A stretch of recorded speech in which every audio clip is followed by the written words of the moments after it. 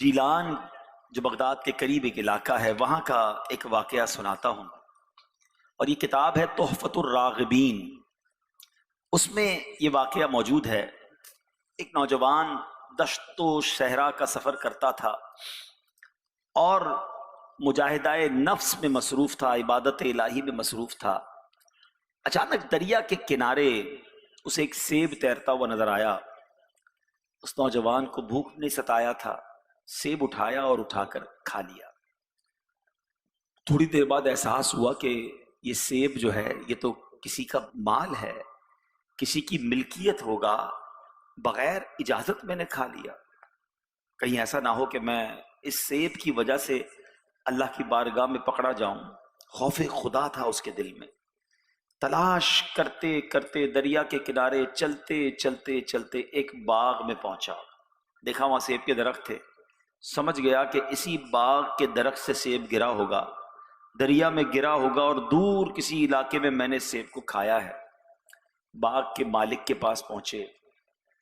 جو باغ کے مالک تھے نا، بڑی کمال کی ہستی تھے، اللہ والے تھے۔ یہ گئے ان کے پاس اور جا کر کہا کہ حضور، میں آپ کے باغ کا ایک سیب میں نے کھا لیا ہے، اللہ کے لیے مجھے معاف کر دیں۔ جو باغ کے مالک تھے نا، وہ حضرت عبداللہ صومعی رحمۃ اللہ تعالی علیہ تھے، بڑے زمانے کے ولی بھی تھے۔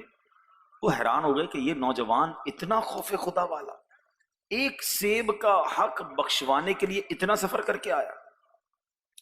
تو باغ کے مالک نے کہا ایسے تو معاف نہیں کروں گا۔ وہ سمجھ گئے تھے کہ بندہ بڑا کمال کا ہے، اس کو اور امتحان میں ڈالنا چاہیے۔ اور انہوں نے کہا کہ تمہیں میری مزدوری کرنی ہوگی، باغ کی رکھوالی کرنی ہوگی 12 سال تک۔ کتنے سال؟ 12 سال۔ 12 سال ایک سیب کے لیے؟ لیکن نوجوان جانتا تھا کہ دنیا میں تو کسی کا بدلہ چکایا جا سکتا ہے، آخرت میں تو مارے جائیں گے۔ کہ ٹھیک ہے حضرت۔ 12 سال محنت کرتا رہا، مزدوری کرتا رہا، مالی بن کے کام کیا۔ آفٹر 12 ایئرز، 12 سال کے بعد کا حضرت اب تو معاف کر دیں۔ کہ نہیں، ایک اور بھی کام کرنا ہوگا۔ میری ایک بیٹی ہے، اس کے اندر 4 عیب ہیں۔ آنکھوں سے اندھی ہے، پیر سے لنگڑی ہے، زبان سے گونگی ہے، ہاتھ کے بغیر ہیں۔ تمہیں اس سے شادی کرنی ہوگی۔ ادھر بھی نوجوان بیٹھے ہیں، شادی کے خواب دیکھے ہوں گے، اور شادی کرنی ہے تو پہلا خواب ہی یہ ہوتا ہے کہ خوبصورت صحت مند عورت سے، لڑکی سے شادی ہو۔ اس نوجوان کو کہا جا رہا ہے کہ 4 عیب، گونگی، بہری، لنگڑی اور بغیر ہاتھ والی، ٹھوٹھی۔ نوجوان کہتا ہے پھر تو معاف کر دیں گے۔ کہ پھر 2 سال یہیں رہنا پڑے گا؟ کہتا ٹھیک ہے، سیب کا حق تو معاف کر دیں گے۔ کہ پھر معاف کر دوں گا۔